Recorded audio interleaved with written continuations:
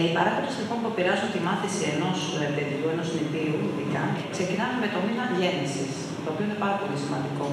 Γιατί το 2019 το παιδάκι που έχει γεννηθεί το Γενάρη είναι στο ίδιο τμήμα με το παιδάκι που έχει γεννηθεί το Δεκέμβριο του 2019. Ένα παιδί που είναι πρωτότοκο στην οικογένεια από το δευτερότοκο έχει επίσης άλλα ερεθίσματα.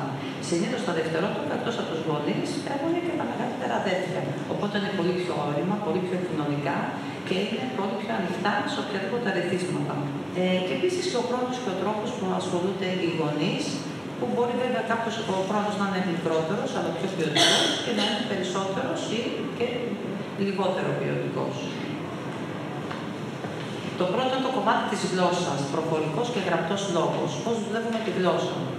Εμείς προσπαθούμε να τους δώσουμε το χρόνο τους, να εκφράζονται όπως θέλουν, να κάνουν τις παύσεις τους, να σκέφτονται, να περιμένουν και να διηγούνται με τον τρόπο που αυτά αισθάνονται άνετα. Αυτό που εμείς θα επιμένουμε σταδιακά είναι να ακολουθούν τη χρονική ακολουθία, να υπάρχει χρονική ακολουθία. Διαπραγματεύονται, διεκδικούν, πείθουν με επιχειρήματα στη διάρκεια του παιχνιδιού. Τους έχουμε πει ότι υπάρχουν 3 βήματα όταν κάποιος μας ενοχλεί. Το πρώτο είναι ότι μιλάμε με γενικό τρόπο. Το δεύτερο βήμα είναι ότι μπορούμε να υψώσουμε τη φωνή μας και να δείξουμε το θυμό μας. Και το τρίτο βήμα, το πια δεν μπορεί να ανταποκριθεί μόνο του, πήγαινε στη δασκάλα, οι οποίες τις περισσότερες φορές παρακολουθούμε τι γίνεται, αλλά στεκόμαστε αμέτωχες επίτηδες για να μάθουμε να διεκδικούν και να το διαχειρίζονται μόνα τους. Τώρα, στο κομμάτι της διδασκαλίας των γραμμάτων, το διδασκαλίας με εισαγωγικά, γιατί τι διδάσκουμε, απλά μαθαίνουμε φωνήματα, το α δηλαδή είναι α, το ε είναι ε, και ως έτσι θα τα φέρνουν και στο σπίτι. Δεν σημαίνει ότι φεύγοντας από τον νηπιαγωγείο θα έχουν μάθει να γράφουν ή θα έχουν μάθει να διαβάζουν.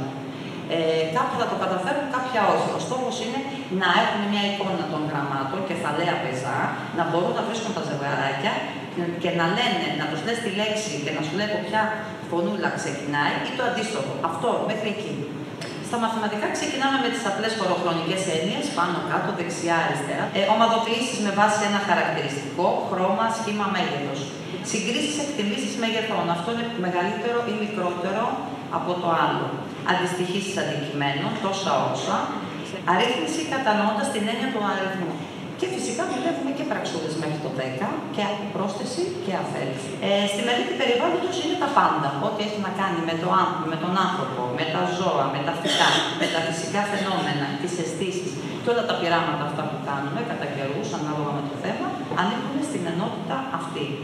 Και αφού έχουμε διάλειμμα, είναι το δεύτερο μέρος που περισσότερο ασχολούμαστε με δημιουργία έκφρασης. Δηλαδή με τέχνη, με αισθητική αγωγή όπως το λέγαμε πιο παλιά, ζωγραφίζουμε, κατασκευάζουμε, κάνουμε πλαστική, παίζουμε κουκλοθέατρο, κάνουμε δραματοποίηση ή ασχολούμαστε αναλύοντας πινάκες από Έλληνες και όχι μόνο ζωγράφους.